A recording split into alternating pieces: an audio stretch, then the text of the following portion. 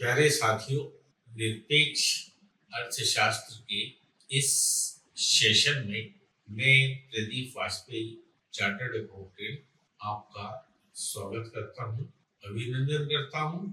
एक लंबे अंतराल के बाद में आज मुझे आपसे कुछ चर्चा करने का अवसर प्राप्त हो रहा है, क्योंकि जिस दौर में भारतीय अर्थव्यवस्था गुजर रही है और जो विरोधाभास परिलक्षित हो रहे हैं और इसका परिणाम हमारे राजनीतिक पक्ष को किस तरह प्रभावित कर रहा है, इन सब पर चर्चाएं प्रधानमंत्री के लौटने के पश्चात बजट की तैयारी चालू हो गई है और प्रधानमंत्री ने कल ही प्रमुख अर्थशास्त्रियों से वार्तालाप चालू भी कर लिया है।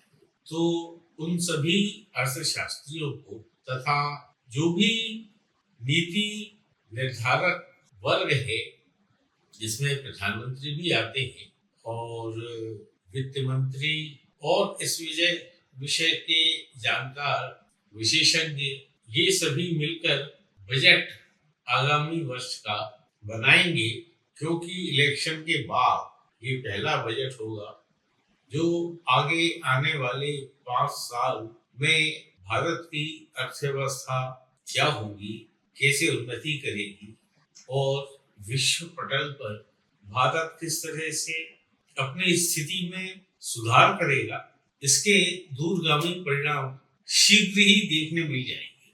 मैं सभी दर्शकों का, क्योंकि ये निरपेक्ष अर्थशास्त्र है, अर्थात मैं किसी दलगत राजनीति से परे होकर केवल अपने देश के हित के बारे में सोचते हुए जो एक मैंने सॉफ्टवेयर बनाया है, और आपको यह सूचित करते हुए अत्यंत हर्ष भी हो रहा है कि 45 साल के अथक प्रयास के बाद में इसका कॉपीराइट भारत सरकार द्वारा मुझे प्राप्त हो चुका है। इसलिए मैं अब आगे आपके सम्मुख जो भी बात कहूँगा, जो भी चर्चा करूँगा, क्योंकि यह सॉफ्टवेयर किसी मत पर, यानी ना तो कम्युनिज्म पर, ना समाजवाद पर, ना पूंजीवाद पर, इनके किसी सिद्धांत के ऊपर है, मगर यह है गणित के समीकरणों पर आधारित एक कंप्यूटर सॉफ्टवेयर है। और वह क्या दिखाता है, वह क्या दर्शाता है कि भारतीय कृषि आज किस स्थिति में है और भारत सरकार को कृषक सम्मान निधि पर लाखों करोड़ रुपए क्यों व्यय करने पड़ रहे हैं। क्या भारत का कृषक इतना गरीब है? क्या हम गरीबी को सम्मानित कर रहे हैं या भारत के किसानों की दुर्दशा का एक तरह से उपहास कर रहे हैं? यह एक विचारणीय प्रश्न है जो पिछले आम सभा के चुनाव में परिलक्षित हुआ। एक समय तो मैं एक प्रकार से विचलित हो गया जब मुझे मालूम पड़ा कि काशी से प्रधानमंत्री पिछड़ रहे, जहां उनके मतों को 7 लाख 8 लाख के मार्जिन से जीतने का दावा किया जा रहा था। बाद में स्थिति सुधर गई और प्रधानमंत्री करीब 1.5 लाख मतों से जीत गए, जो पिछले वर्षों से बहुत कम। बहुत सारे कारण, क्योंकि यह मैं भी उम्मीद कर रहा था कि यूपी में कम से कम 70-75 सीटें तो लोकसभा चुनाव में आनी ही चाहिए, मगर दुर्भाग्य भारतीय जनतंत्र का कि इतने महत्वपूर्ण राज्य में वह नंबर 2 की पार्टी बन गई। भला हो एमपी का, छत्तीसगढ़ का, गुजरात का और कुछ साउथ के प्रदेशों का, जहां पर मिले मतों के आधार पर, और बिहार में और आंध्र प्रदेश में तेलुगु देशम पार्टी के साथ में गठजोड़ करके अंततः प्रधानमंत्री एक बार फिर 5 साल के लिए कार्यशील हो गए।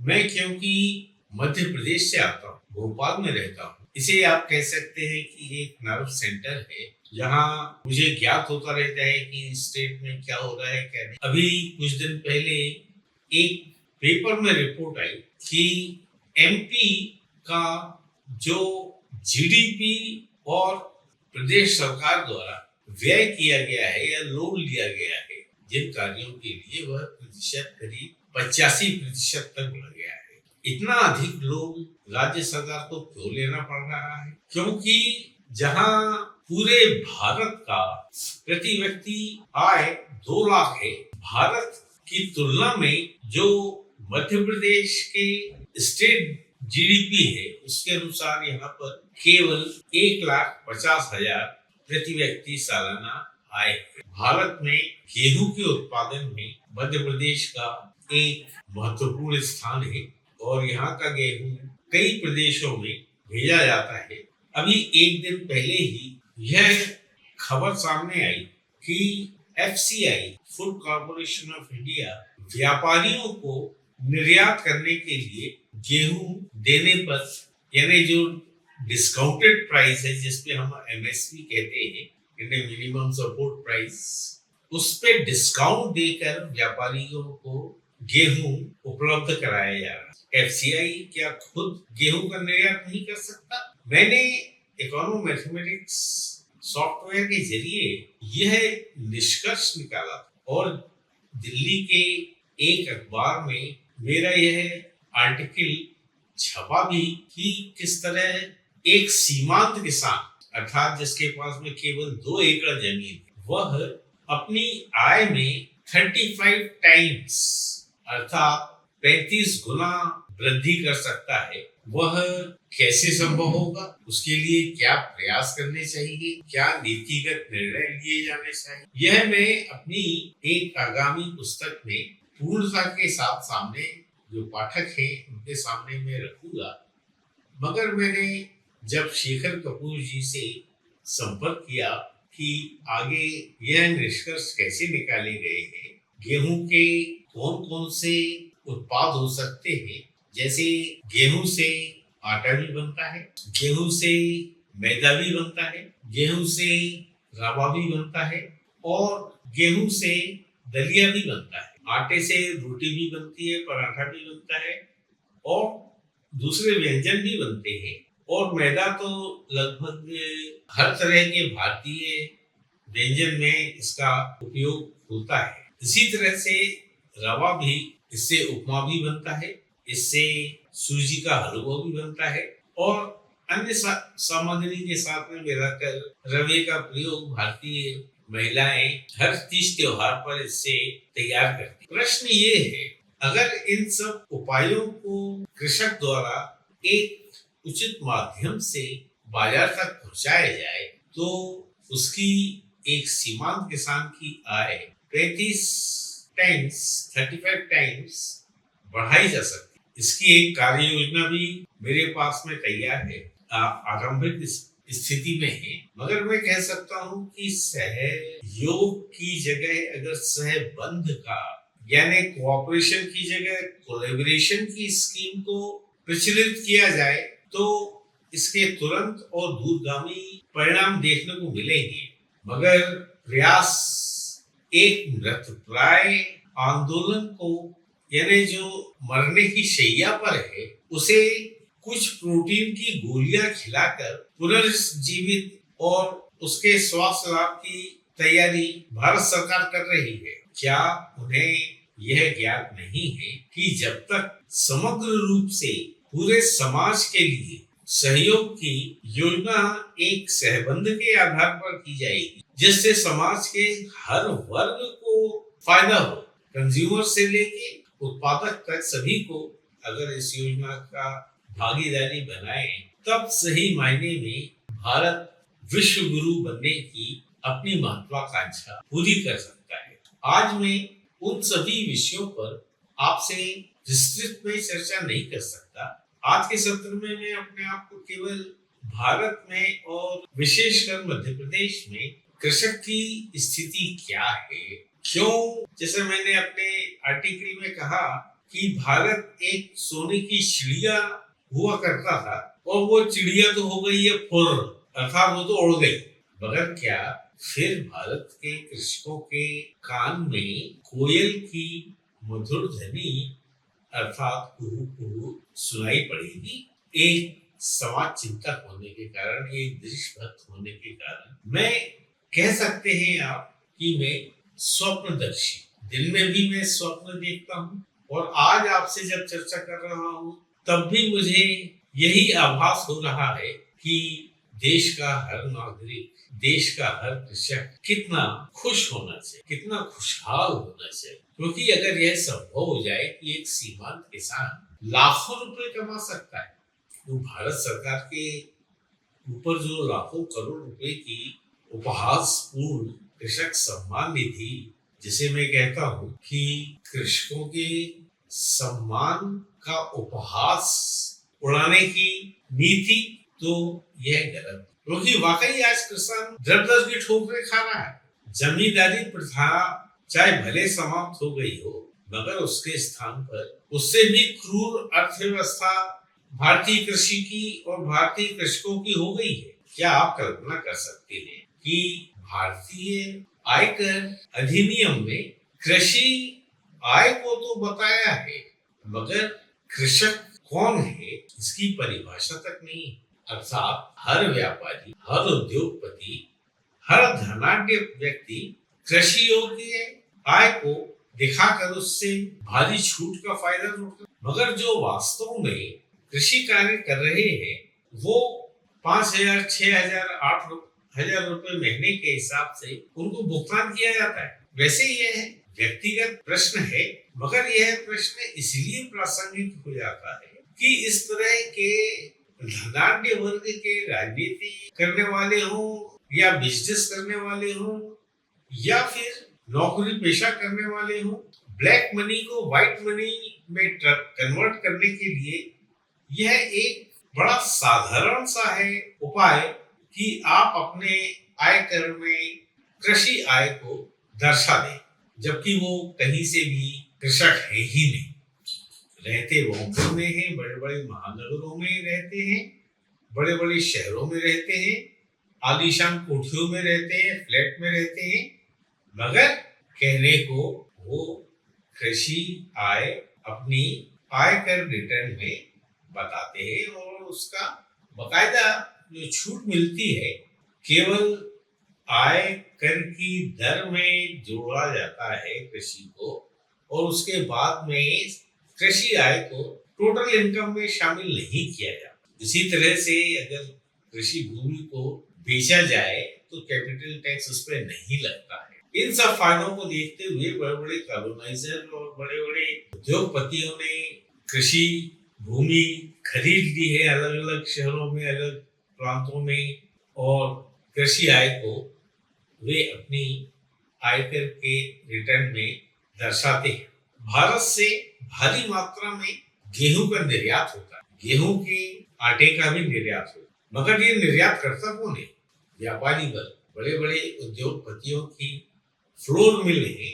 और अक्सर ये देखा गया है कि एमएसपी पे खरीदी का जो टारगेट है उसको पूरा करने के लिए बार बार खरीदी की तिथियों को बढ़ाया जाता है और कई बार एमएसपी प्राइस को भी बढ़ाया जाता है। बड़ा विरोधाभास है। एफसीआई जो सब खरीदता है, अभी कुछ दिन पहले पेपर में एक रिपोर्ट आई थी कि एफसीआई ने गेहूं बेचकर 53,000 करोड़ रुपए का लाभ अर्जित किया, नीलामी करी। मगर नीलामी किसको करी? व्यापारियों को। और व्यापारियों ने क्या किया? इसका निर्यात कर दिया, या इसका आटा बनाकर जो है ना उन्होंने निर्यात कर दिया। और मजे की बात यह है कि भारत सरकार ने आटे को निर्यात करने की अनुमति नहीं दी है, यह कहकर कि कीमतें बढ़ रही है, इस कारण निर्यात गेहूं के आटे का। मगर व्यापारी तो बड़े आसानी के साथ में गेहूं का निर्यात कर रहे हैं और आटे का भी निर्यात हो रहा है। हम खुद अपने शहरों में जिस गेहूं को एमएसपी में लगभग 2.5 रुपए प्रति किलो के हिसाब से एमएसपी में गेहूं खरीदा जाता है एफसीआई द्वारा, और गेहूं का आशीर्वाद आटा हो या और तरह तरह के आटा है, इन्हें हम 35 रुपए किलो, और अपने आप को जो है ना यह कहते हैं कि अब कितनी सुविधा हो गई, क्योंकि अब गेहूं खरीद के, जैसे पहले लोग बाग साल भर का गेहूं अपने पास में रखते थे और आटा चक्की में जाके उसको पिसवा लेते थे, मगर आजकल आटा चक्कियां बड़े शहरों में तो दिखेंगी ही नहीं, मगर अलबत्ता हर स्टोर के ऊपर आटा उपलब्ध है, और 10 किलो का पैक लगभग 350 रुपए से लेके 420 तक आपको बड़े आसानी से उपलब्ध हो जाता है, और आप उसे घर लाकर उसे खाने के लिए ले आते हैं। अर्थात भारत के करोड़ों कंज्यूमर किस तरह से आर्थिक रूप से शोषित किए जा रहे हैं, जिसमें मैं स्वयं शामिल हूं, क्योंकि मेरे पास भी अब आटा बनाने की प्रक्रिया, या पहले गेहूं को जो टंकियों में रखा जाता था, अब मेरे घर में इतना स्थान नहीं है कि मैं गेहूं खरीद के रखूं, वो बाद में आटा चक्की में लेके जाऊं, संभव ही नहीं। किसानों का तो जो एमएसपी पे खरीद के ना के बराबर उसका जो प्रॉफिट हो रहा है वो तो अपनी जगह पर है ही सही, उसका जो शोषण हो रहा है उसके कारण कृषक सम्मान निधि जो से दी जा रही है वो तो अलग है, मगर 140 करोड़ के जनसंख्या वाले देश में अगर हम मान के चले कि 50 करोड़ भी परिवार गेहूं के आटे का उपयोग 35 रुपए प्रति किलो के हिसाब से कर रहे हैं, तो उनका कितना शोषण हो रहा है। मैं तो सिर्फ अभी आपके सामने गेहूं की बात कर रहा हूँ, चना, दाल और सब्जियां, इन सभी में कृषकों का कितना अधिक शोषण हो रहा है, और साथ में शहर के रहने वाले उपभोक्ताओं का कितना शोषण हो रहा है। और यही कारण है कि जो पिछले चुनाव है, लोग बाग कहते हैं, कोई जासूस को कहता है, कम्युनिस्ट पार्टी को कहता है, कोई चीन को कहता है, कोई अमेरिका को कहता है कि उन्होंने इस तरह से वो किया, या खटाखट वाली योजना है, या संविधान बचाने की योजना है। इस कारण से भारतीय मतदाता भ्रमित हो गया, ऐसा नहीं। मेरा निष्कर्ष, क्योंकि मैं निरपेक्ष रूप से हर चीज का विश्लेषण करता हूँ, तो मैं कह सकता हूँ कि केवल आर्थिक कारण है, क्योंकि भारत की 70% जनता आज भी गाँवों में रहती, और गाँव में तो महात्मा गांधी कहते थे कि भारत की आत्मा तो गाँव में रहती। सच है कि आज आत्मा बहुत दुखी है, बहुत हैरान है, बहुत परेशान, निर्धन है, शिक्षा, स्वास्थ्य सुविधाएं जैसी मिलनी चाहिए वैसी, मगर हमें नहीं भूलना चाहिए कि हम आधुनिक संचार सुविधाओं से पूरी तरह से सुसज्जित हो गए हैं। घर घर तक शहरों में किस तरह की संपन्नता है, ये गांव का किसान भी देख रहा है, और वह भी कुछ सपने देख रहा है, और वो देख रहा है कि वो सपने पूरे होने की कहीं दूर दूर तक उसे आशा की किरण नजर नहीं आ रही, तो कोई योजना है ही नहीं सर, सिवाय इसके कि मुफ्त में अनाज दे दिया जाए गरीबों, कृषकों को एक बहुत बड़ा लाभार्थी वर्ग तैयार कर दिया जाए, जिन्हें सरकार की विभिन्न योजनाओं के कारण लाभ मिला है। मगर इस चुनाव में वो लाभार्थी वर्ग गया कहाँ, क्योंकि वो मानते हैं कि सरकार उनको सम्मान निधि देकर, या घर बनाकर देकर, या कुछ लोन देकर, शौचालय बनाकर, घर में जल पहुंचाने की योजना को लेकर कोई एहसान नहीं कर रही है। यह कार्य तो बहुत पहले हो जाना चाहिए। आज अगर हो गया है तो ठीक है, कुछ उसे सुविधा मिल गई है, मगर इतना पर्याप्त नहीं है। आज भी अब ये एक राजनीतिक अनिवार्यता बन गई है कि ऐसी योजनाओं को चालू रखा जाए, अर्थात जो भी व्यवस्था चली आ रही है ये ऐसी ही चलती रहेगी क्या अनंत काल तक। हर माँ बाप चाहते हैं कि आने वाली पीढ़ी जो है कम से कम उसकी खुशहाली का, उसकी आर्थिक, सामाजिक, राजनीतिक सुरक्षा की पूरी व्यवस्था की जाए। तो व्यवस्था में आमूल चूल परिवर्तन की तो बात छोड़िए, बंगाल में इतनी हिंसा हो गई, मणिपुर में इतनी हिंसा हो गई, और दूसरे राज्यों में क्या लॉ एंड ऑर्डर की पोजीशन है, यह चिंतनीय है। शहरों में जो अपराध की कोशिशें होती हैं, इससे कौन अनभिज्ञ है, और पड़ोसी देश हमारे साथ में किस तरह से षड्यंत्र करते हैं, किस तरह से हमारे समाज में विष खोलने का कार्य करते हैं, वो तो अपनी जगह पर है। मगर हम खुद अगर विष विमन करने के लिए खुद को प्रस्तुत कर रहे हैं, तो बाहरी शक्तियों का क्या दोष? ऐसी जैसन तो हर शहर में मिल जाएंगे, हर गांव में मिल जाएंगे, क्योंकि वो अपने आप को शोषित महसूस करते हैं, और उनके इस शोषण को दूर करने का कोई नीतिगत निर्णय नहीं लिया जा रहा। सिर्फ कपड़े बदल लेने से आदमी सभ्य सुसंस्कृत नहीं होता। केवल राम मंदिर अयोध्या में बन जाने से पूरा राष्ट्र आध्यात्मिक या पूरी भक्ति में लीन नहीं हो जाता। उसे जीवन के यथार्थ का सामना करना पड़ता है। सवेरे शाम उसको अगर मेहनत करना है, मजदूरी करना है, तो वो भगवान राम को या कृष्ण को उनकी भक्ति करे या पैसे की भक्ति करे। और पैसे की भक्ति के लिए वह मजबूर होता है, क्योंकि उसे अपने परिवार को पालना है, खुद की भूख को दूर करना है, उसे एक घर, एक छत चाहिए। इसीलिए गांव से भारी मात्रा में युवा शहरों की तरफ जा रहे हैं। यानी शहरों की आबादी बढ़ रही है, शहर रहने लायक बड़े शहर रह ही नहीं गए हैं। जितने बाहर नहीं जाते हैं, उससे 10 गुना वहां पे बाहर से लोग आकर बस जाते हैं, क्योंकि वो गांव की हालत से परिचित रहते हैं। वो जानते हैं कि वहां पर क्या आर्थिक स्थिति है, वो शहर पे आने के लिए मजबूर है।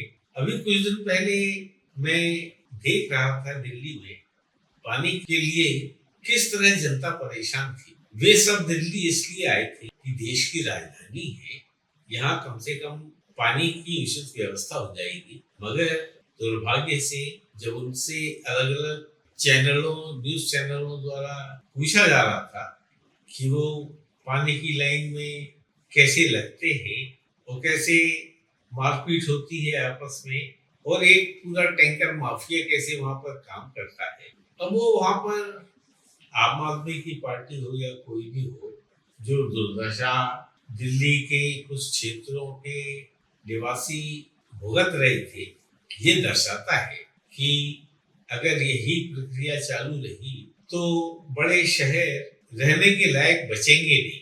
अगर हमें इस प्रक्रिया को उल्टा करना है, यानी शहरों की ओर पलायन करने की जगह है, अगर उन्हें शहरों से वापस गांव की ओर पलायन करना चाहते हैं, तो ऐसी योजना बनानी पड़ेगी कि वास्तव में 2 एकड़ जमीन से वह लगभग 10 से 15 लाख रुपया प्रति फसल अर्थात गेहूं से वो कमा पाए। यह संभव है क्योंकि अगर यूएई में गेहूं एक सीमांत किसान सामूहिक रूप से करता है तो सारे खर्चे मिलाने के बाद भी उसे लगभग 7 लाख रुपए प्राप्त होगा, और अगर आटे का वो निर्यात करता है तो लगभग 15 लाख रुपए उसे गेहूं के आटे के निर्यात से प्राप्त हो जाएंगे।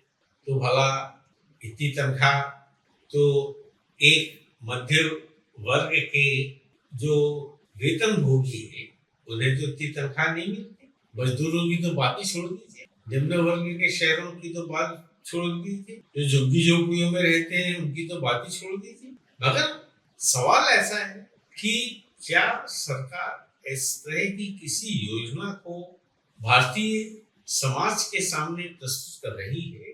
अर्थात नहीं।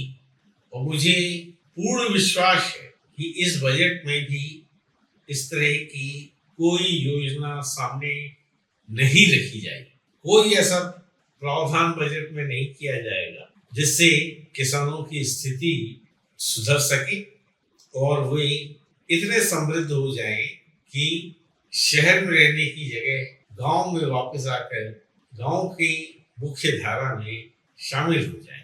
इस विषय में और इससे जुड़े अन्य विषयों में मैं अपने निष्कर्ष और जो इकोनॉमिक मैथमेटिक्स का जो कंप्यूटर प्रोग्राम है उसके निष्कर्ष क्या है, यह मैं आपके सामने समय समय पर प्रस्तुत करता रहूंगा। अर्थात आपसे लगातार संवाद का सिलसिला जारी रखना चाहूंगा। आपने अगर इस सत्र को देखा है, समझा है, और यदि आप निरपेक्ष अर्थशास्त्र के इन निष्कर्षों से सहमत हैं और कोई जानकारी चाहते हैं सॉफ्टवेयर के बारे में या यह निष्कर्ष कैसे निकाला गया है इसके बारे में, क्योंकि यह आधुनिक प्रबंध प्रणाली जो है जिसमें 5M के बारे में पढ़ाया जाता है, अर्थात पहला M मटेरियल, दूसरा M मशीन, तीसरा M मार्केट, चौथा M मनी और पांचवा M होता है मैन। अर्थात इन चारों प्रयासों का, चारों M का जो लाभ करता है वो मैन होता है। इसीलिए इसके स्थान पर मैंने अलग अलग संयोजन बनाए हैं। उसमें एक कृषि है, फॉरेस्ट की पद भी है। जब ये एक किताब खत्म हो जाएगी तो दूसरी किताब, उस किताब में चित्रण जितना भी किया जाएगा, एनालिसिस जितना भी किया जाएगा, वह इसी सॉफ्टवेयर के उपयोग से किया जाएगा। इसके अलावा भारतीय दर्शन में कुछ एक बड़े प्राचीन सिद्धांत हैं जिसके आधार पर इस सॉफ्टवेयर की रचना की गई है। और एक श्लोक जो है जिसने मुझे यह किताब लिखने की प्रेरणा दी, वह है ओम पूर्णमदः पूर्णमिदं पूर्णात् पूर्णमुदच्यते पूर्णस्य पूर्णमादाय पूर्णमेवावशिष्यते।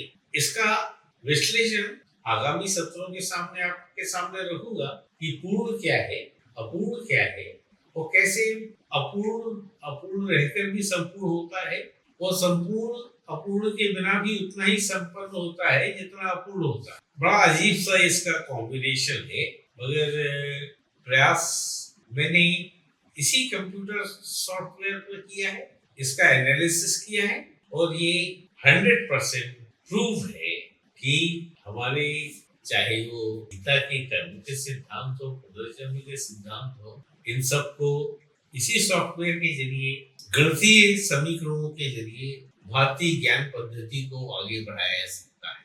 अर्थात कंप्यूटर प्रोग्राम के जरिए भी आप कई चीजों को, उनकी सत्यता की जानकारी प्राप्त कर सकते हैं। अगर आप यह सॉफ्टवेयर के बारे में जानना चाहते हैं, यूजर गाइड के साथ में लिंक वगैरह सब आपको शेयर की जाएगी इसी सत्र में। आप संपर्क में रहिए, खुश रहिए, स्वस्थ रहिए। आप, आपका परिवार, आपका समाज, जहां भी आप रहते हैं, मैं आपका शुभ चिंतक प्रदीप वाजपेयी आपसे इस सत्र की समाप्ति की अनुमति चाहता हूं। धन्यवाद।